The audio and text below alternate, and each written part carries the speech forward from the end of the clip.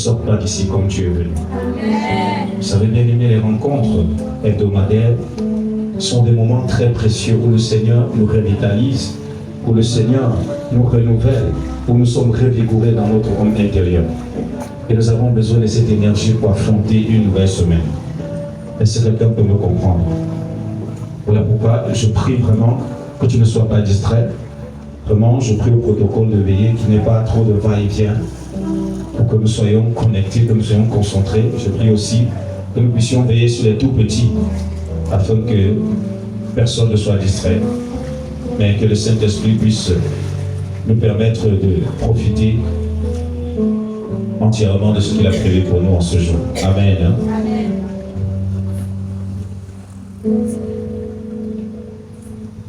Je ne vais pas m'éloigner du message que le Seigneur nous a donné dimanche dernier.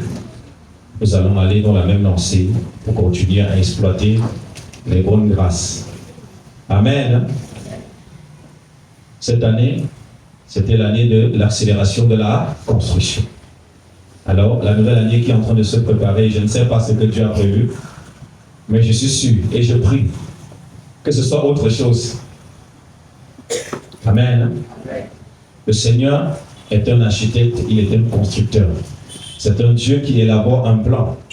Vous voyez, à la création, avant que l'homme ne devienne une âme vivante, Dieu l'avait déjà créé en esprit. Amen. La Bible dit qu'il fit de la boue, il insuffla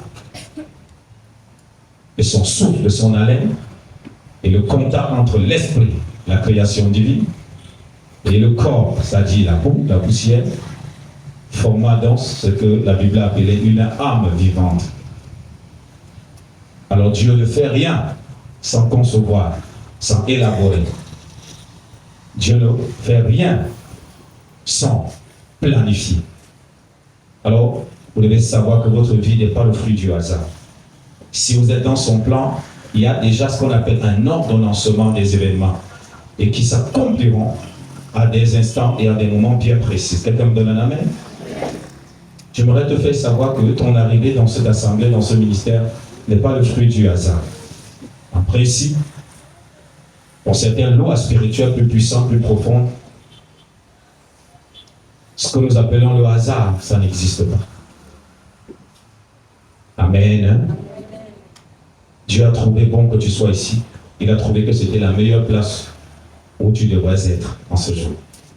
J'aimerais que tu acclames d'abord le Seigneur pour ce privilège. Il te donne d'être là.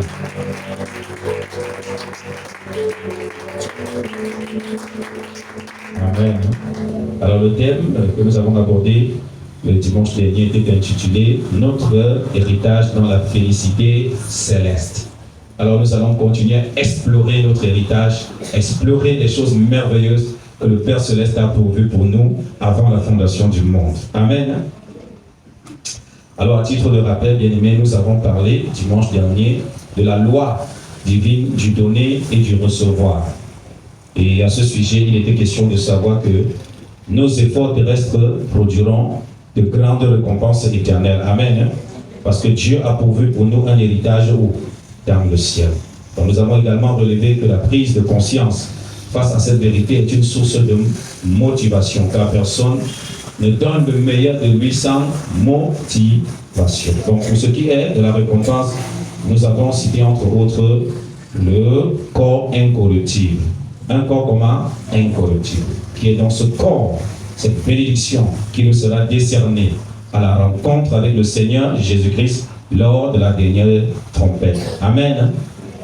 Alors, aujourd'hui, bien-aimés, nous parlerons d'un autre thème. En fait, pas d'un autre thème, je vais dire d'un autre point. C'est-à-dire d'une autre bénédiction qui nous attend dans la félicité céleste. Et je sais que ça va t'étonner. Peut-être parce que tu ne pensais pas que c'était une bénédiction. Alléluia. Amen. Alors, nous allons parler de la connaissance de Dieu. La connaissance. La connaissance de Dieu. Ou encore la connaissance de manière générale. Et là, je suis sûr, par la grâce de Dieu, que le Saint-Esprit te dira quelque chose à toi de manière particulière. Oui, bien-aimés, mon frère et ma soeur, l'un des trésors qui nous attend dans la félicité céleste, c'est la connaissance.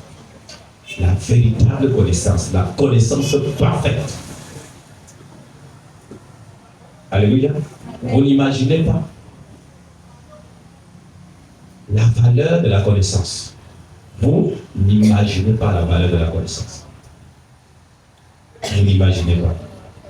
C'est un trésor inimaginable, glorieux, que nous allons essayer par la grâce de Dieu à explorer. Prenons nos Bibles dans 1 Corinthiens chapitre 13. Nous allons lire à partir du verset 9 au verset 13 pour compter le décor. Je vais me faire un plaisir de lire. Prends rapidement ta Bible. 1 Corinthiens chapitre 13, du verset 9 au verset 13. J'aimerais qu'on puisse lire cela ensemble, bien aimé. Apprends à oublier ta Bible. Ouvre ta Bible. Open your Bible. 1 Corinthians chapter 13. Verset 8 on. Yes. Are you ready?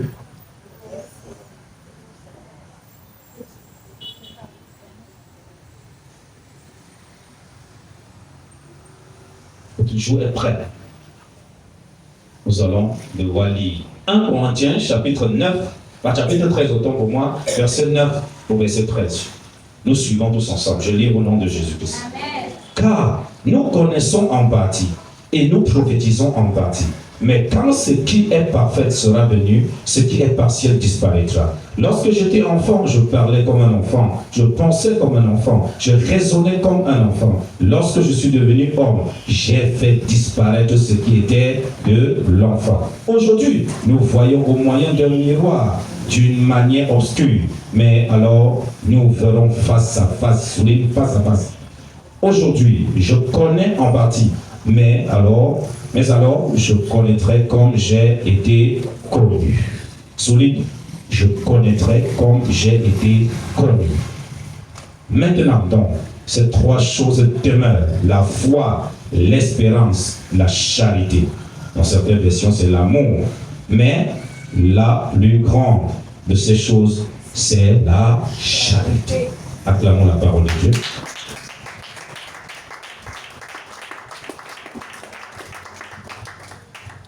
Alléluia. Bien-aimés, nous ne pouvons aucunement pas nier, ne pouvons aucunement nier que la connaissance est une source d'épargne. C'est une source de paix. Est-ce qu'on est ensemble, bien-aimés?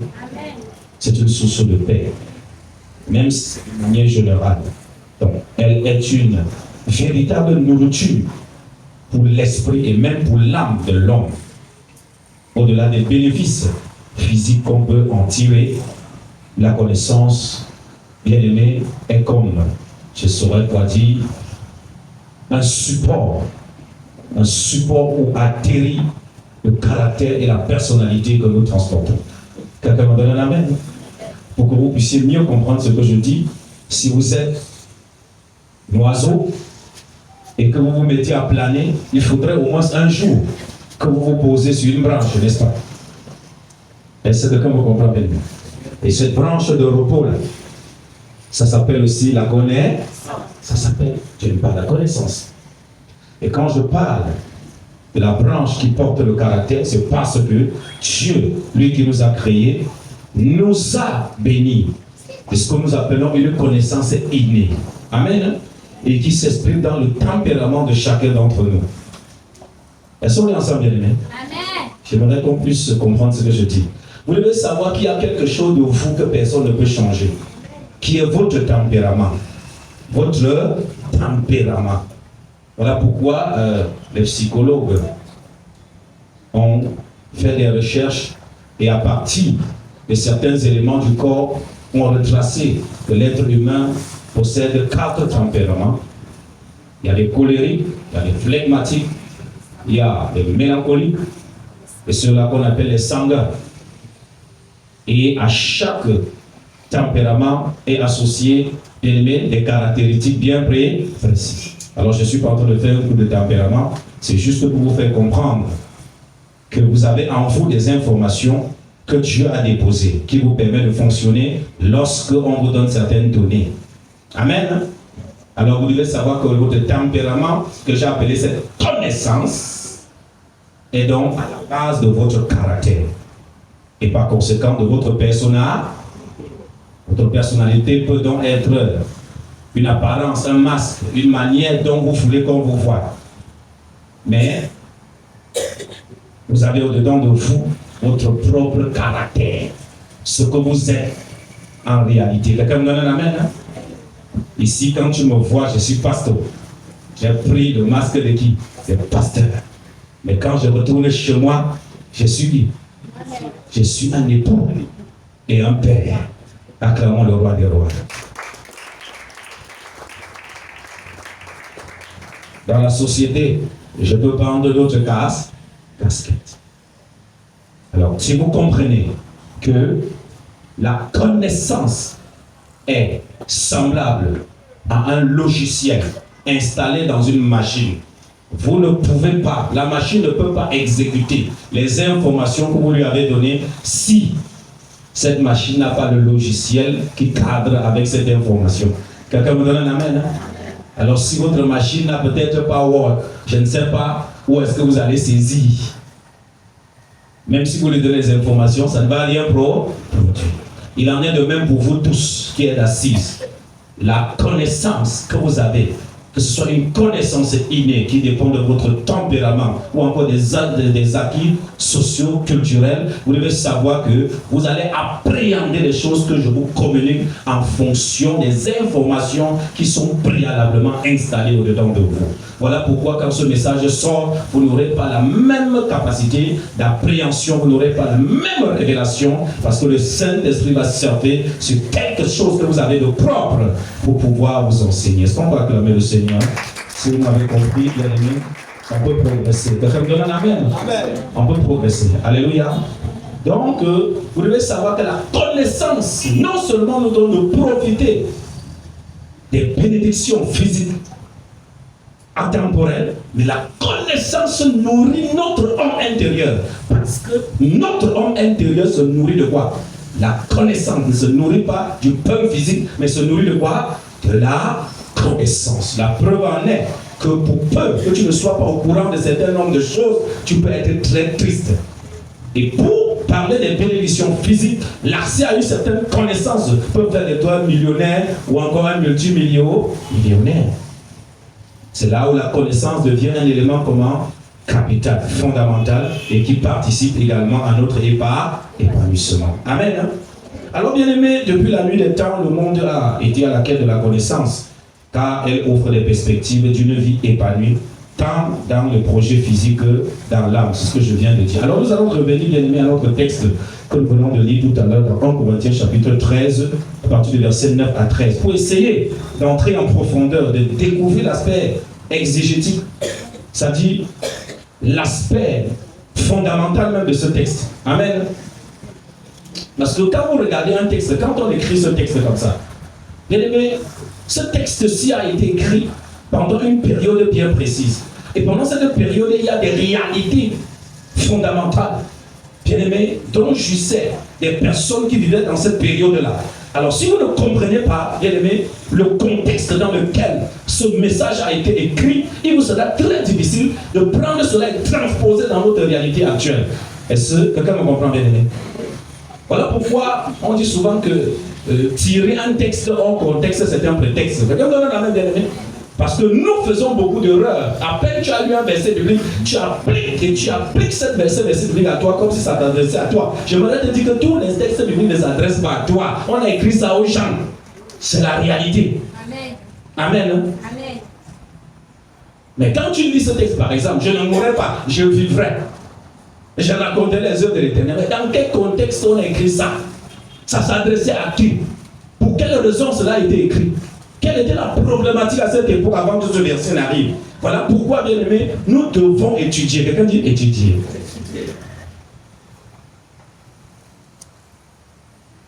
Alors, bien aimés, allons dans ce que j'ai appelé l'exégèse de ce texte pour essayer de comprendre. Alors, ici, l'apôtre Paul est à Corinthe. Quelqu'un dit Corinthe. Et où? À Corinthe. C'est dans quel pays là? Qui nous le dit? En Grèce, acclamons pour lui. Et ce n'est pas dans ce temps présent, c'est dans un temps particulier, un temps passé. Alors, pendant que l'apôtre Paul est à Corinthe, il est en train d'écrire aux chrétiens de Corinthe. Donc, il y avait une réalité qui cadrait avec le peuple de Corinthe. Et nous savons que la société grecque a hébergé de grandes figures historiques, de grandes figures philosophiques, scientifiques. Alléluia. Les plus grands philosophes dont plusieurs continuent à bénéficier des connaissances aujourd'hui viennent de la Grèce. Je vais citer entre autres Platon, je vais citer Épicure, je vais citer par exemple Socrate, je vais citer... Ils sont nombreux, alléluia. C'était des philosophes comment? Grecs, qui ont développé des pensées sociétales, qui ont essayé de former une certaine raison à la vie, chercher une certaine justice à leur époque, pour vous faire comprendre que la société grecque est une société intellectuellement instruite. C'était une société versée dans l'art oratoire. C'était une société littéraire. Donc l'apôtre Paul n'écrit pas ça en vain. Est-ce qu'on peut reprendre le texte? Écoutez, car nous connaissons en partie et nous prophétisons en partie. Pourquoi il dit ça? Nous connaissons, c'est parce que dans cette société, on valorisait quoi? La connaissance, donc la source de toute sagesse. Alléluia. Comme étant le sous-bassement de la raison. C'est la raison pour laquelle il fallait que l'apôtre Paul puisse convaincre les Corinthiens. Et ce qui est encore formidable, c'est que ces Corinthiens non seulement avaient la connaissance scientifique, la connaissance philosophique, la connaissance théorique, la connaissance même historique, mais ils avaient la connaissance révélée. La preuve en est que ce texte nous fait comprendre que les Corinthiens prophétisaient. Voilà pourquoi l'apôtre Paul dit, même si vous prophétisez, vous faites comment? Vous prophétisez en partie. Acclamons le Seigneur que je te dise quelque chose.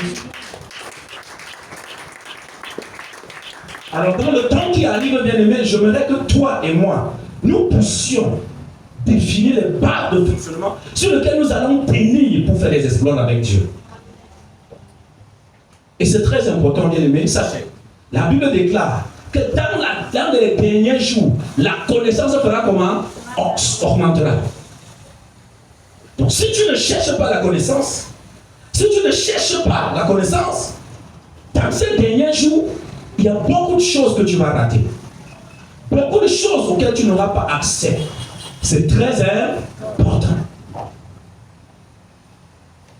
Nous connaissons l'histoire. Qui a lu l'apologie de Socrate en terminale? Lève dans le ça. Alléluia.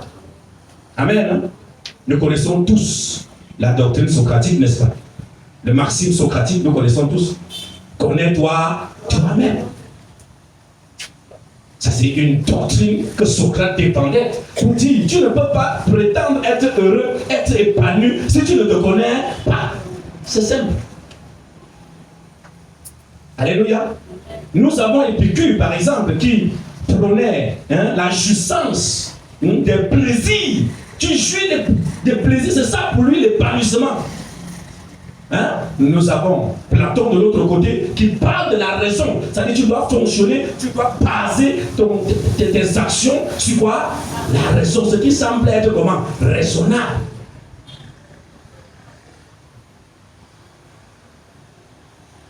Alléluia. Nous avons les Emmanuel Kant de l'Allemagne qui ont développé des théories comme ça pour essayer de trouver un repos, un épanouissement d'après eux, d'après ce qui était raisonnable. Quelqu'un me donne un amen.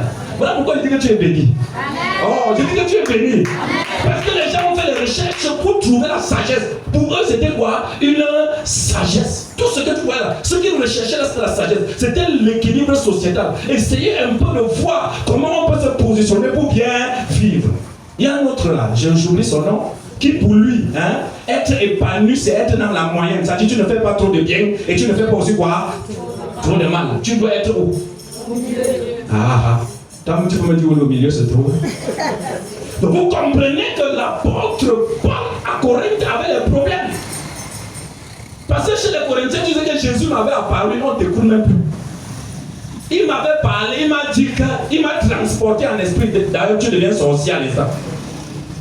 C'est pour ça que qu'il y a certains milieux où tu dois garder le transport des extases pour toi. Les gens ont besoin d'être convaincus. Que tu les prouves. Est-ce que vous me comprenez bien aimé? J'ai béni le Seigneur parce que ça va commencer à être très sucré. Acclame le roi des rois. Je ne suis pas venu pour te frustrer. Je suis venu pour que tu aies accès à des vérités spirituelles qui vont motiver ta foi, qui vont motiver ton engagement et ta détermination. Est-ce que quelqu'un me comprend bien? Alors, quand nous retournons dans notre texte, nous comprenons que l'apôtre Paul est en train de s'adresser à une société intelligente. Écoute, quand tu fais des erreurs, là, les hommes sont des intelligences. Hein?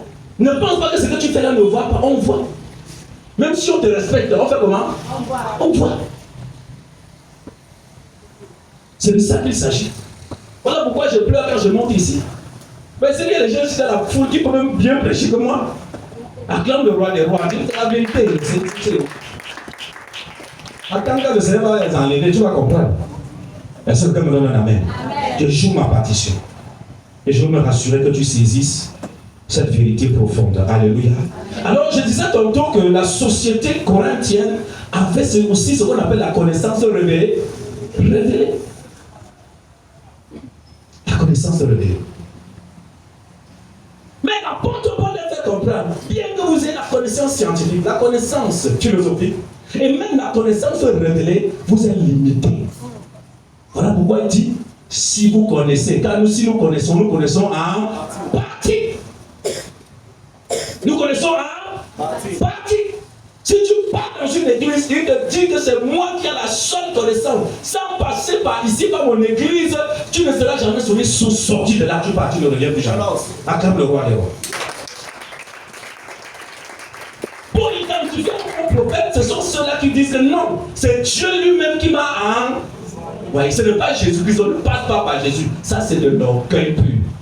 Et ce genre de connaissance est diabolique, elle est charnelle et sorcellerie. Il faut sortir de là. L'apôtre Paul dit, si nous connaissons en partie. Pourquoi nous connaissons en partie? Il le décrit. Par la suite, il dit, mais quand ce qui est parfait sera venu, ce qui est partiel fera comment? Disparaître. Tu n'as pas la connaissance de Socrate. Tu n'as pas la connaissance d'Épicure.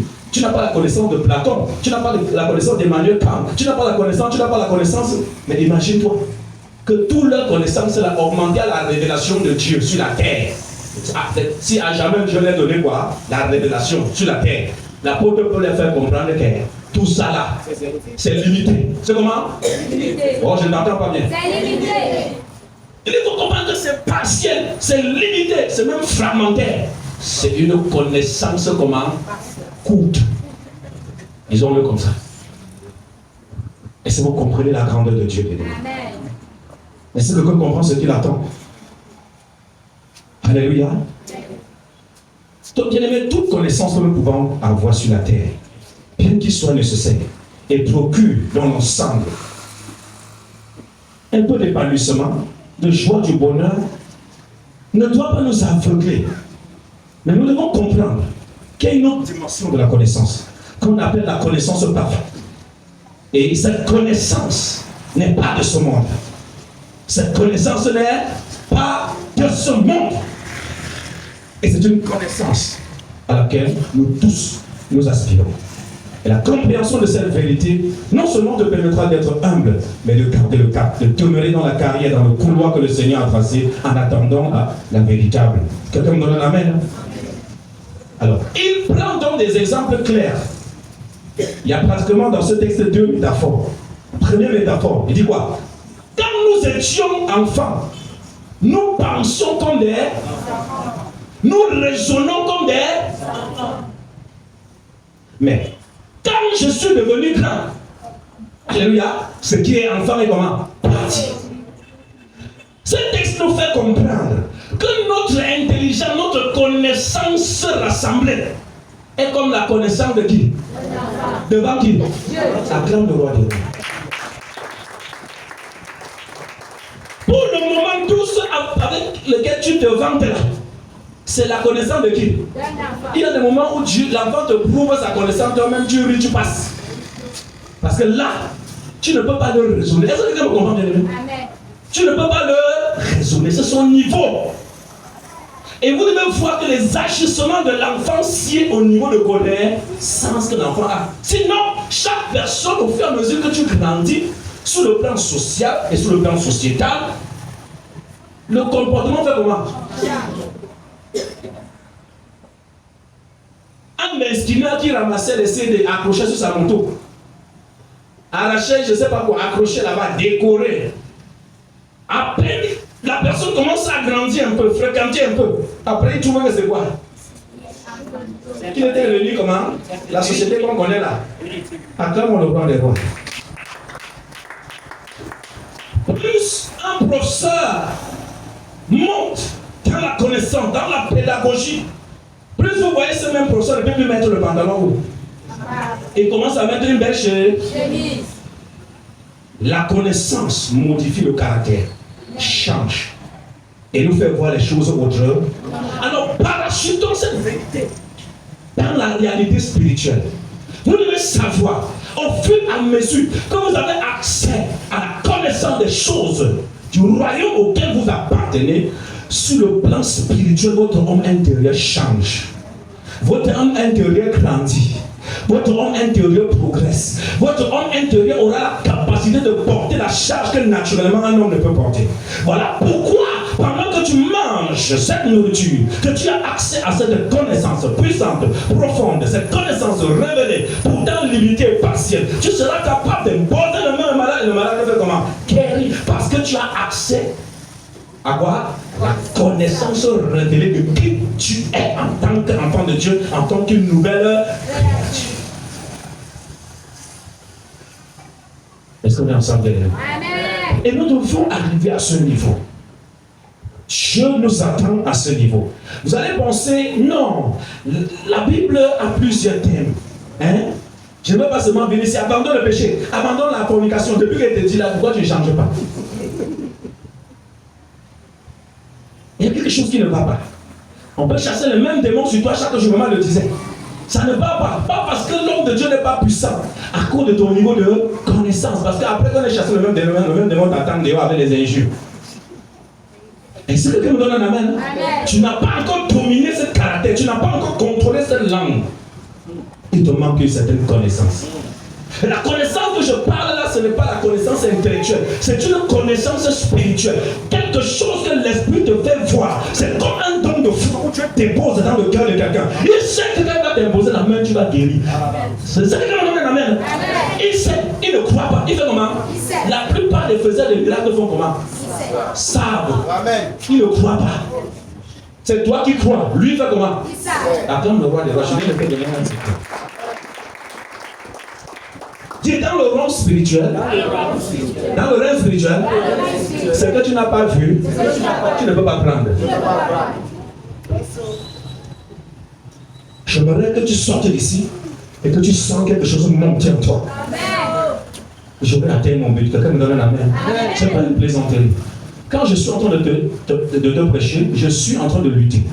Je suis en train de combattre parce que quelque chose doit être installé en toi.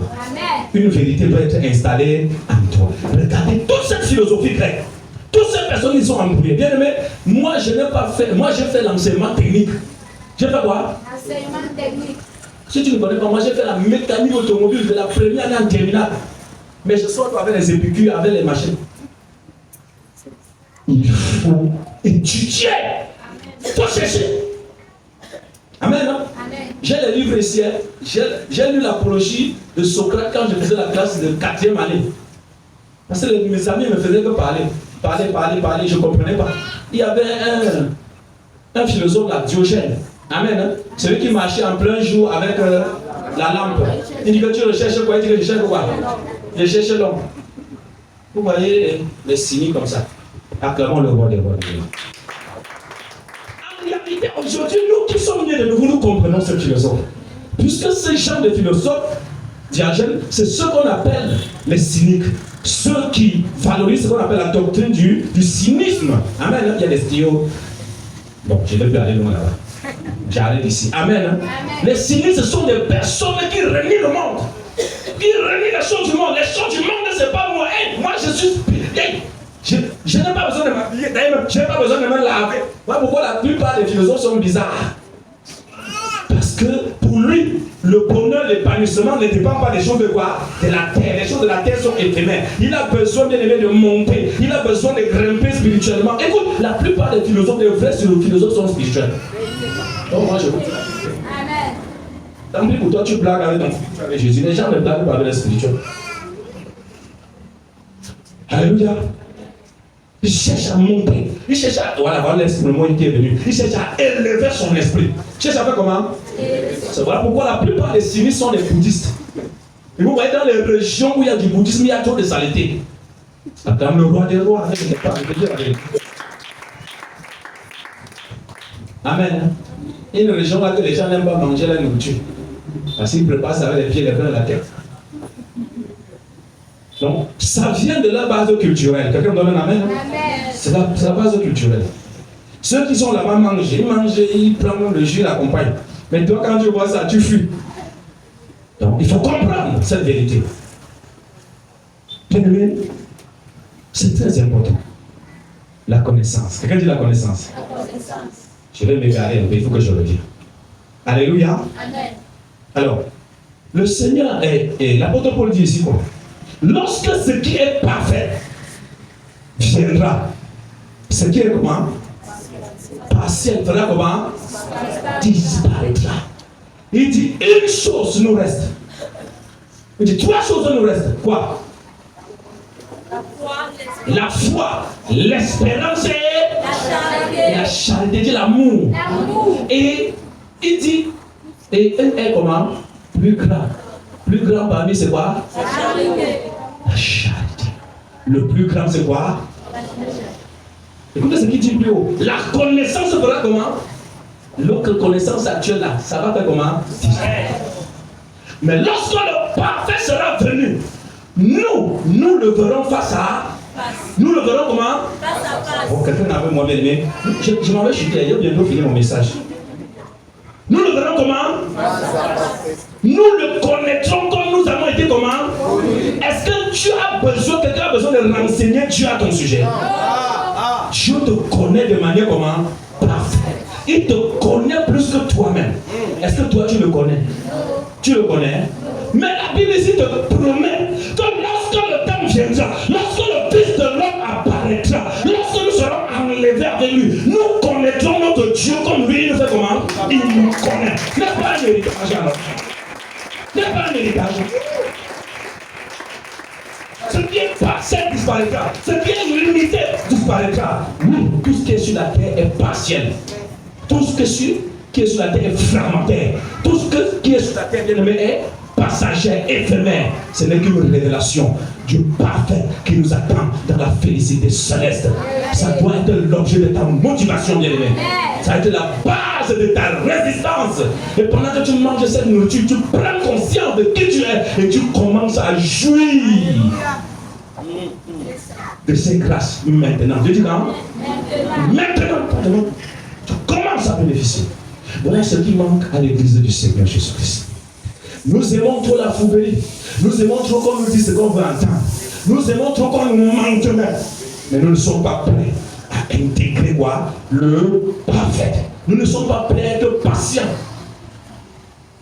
Même si Dieu te donnait ce que tu lui demandes, tu n'auras pas la capacité de garder. Est-ce que vous comprenez? Pourquoi Dieu ne me délivre pas aujourd'hui peut-être? Non.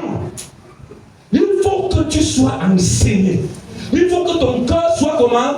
Enseigné. Je suis persuadé que beaucoup de foyers sont sans dessous, parce qu'il leur manque de quoi? Connaissance de Dieu. Toutes ces personnes, ces philosophes, nous demandent de nous baser sur la raison saine. Et ce n'est pas s'il y a une raison saine, parce que ce que nous voyons comme saine là, pour Dieu c'est suivre.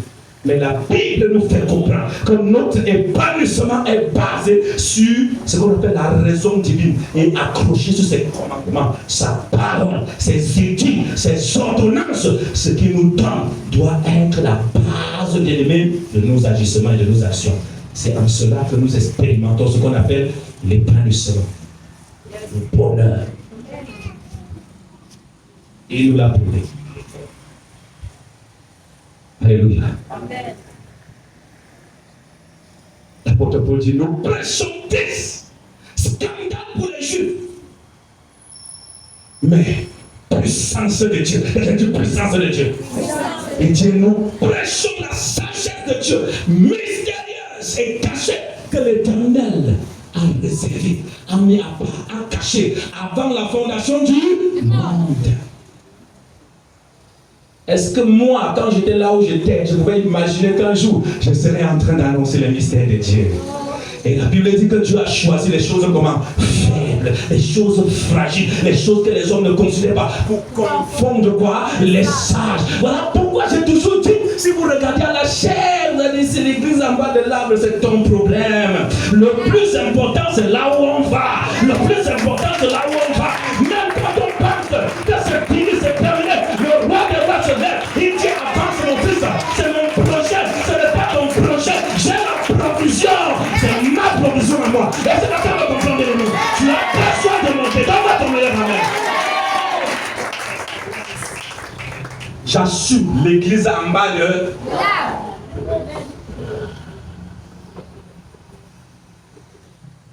Mais je sais, on va quelque part. Amen. C'est sans commentaire. Sans commentaire. Lisons Apocalypse 22, verset 1 à 5.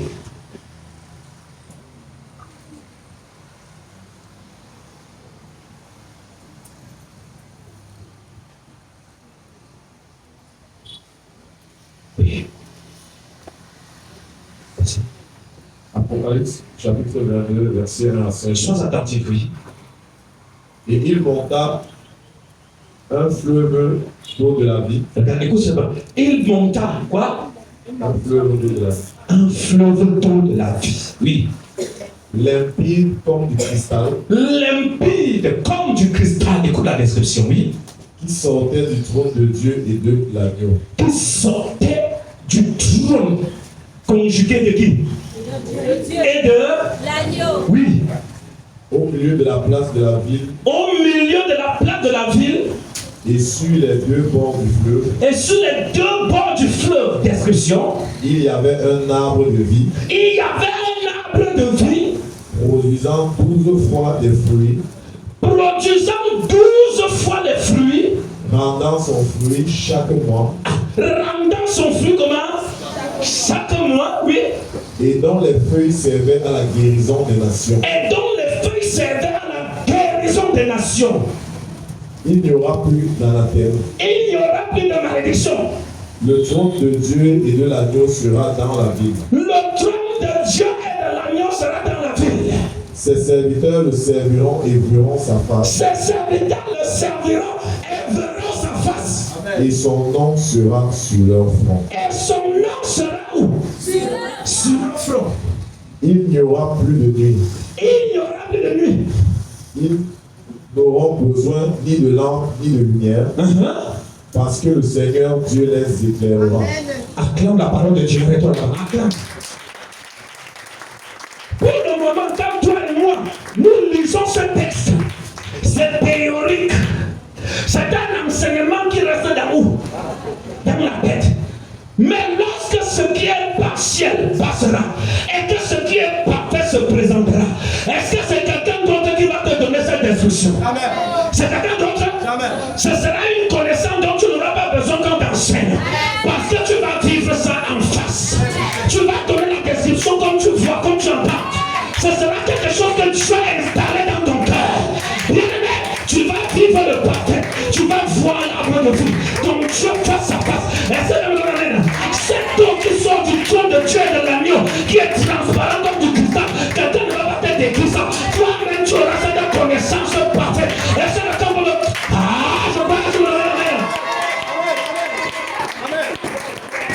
Écoutez, si ces choses n'étaient pas importantes, on n'aurait jamais pris la peine de décrire ça dans la Bible. Vous voyez comment on prend la peine de décrire.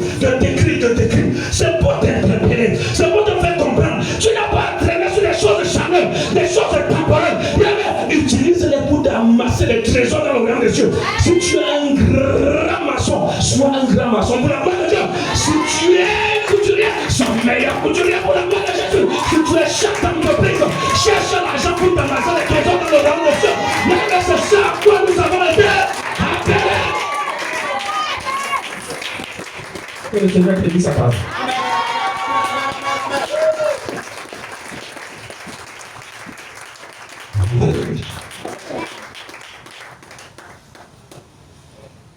Assieds-toi. Là, tu es fini. Mais je vais compléter un peu. On dit 3 choses à rester. Quoi? La foi, c'est la charité. Et le plus? C'est le prénom de la charité. C'est quoi? La charité. Pourquoi la charité? Je te donne la révélation.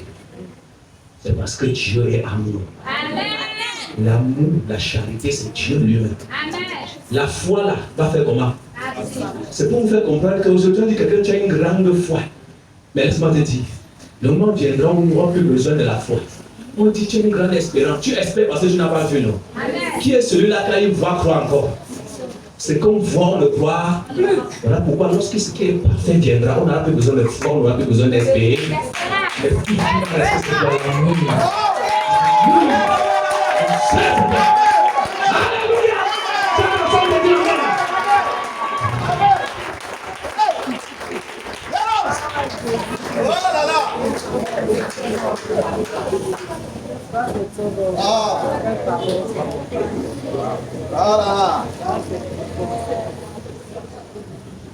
Est-ce que tu peux continuer d'acclamer le Seigneur? Amen.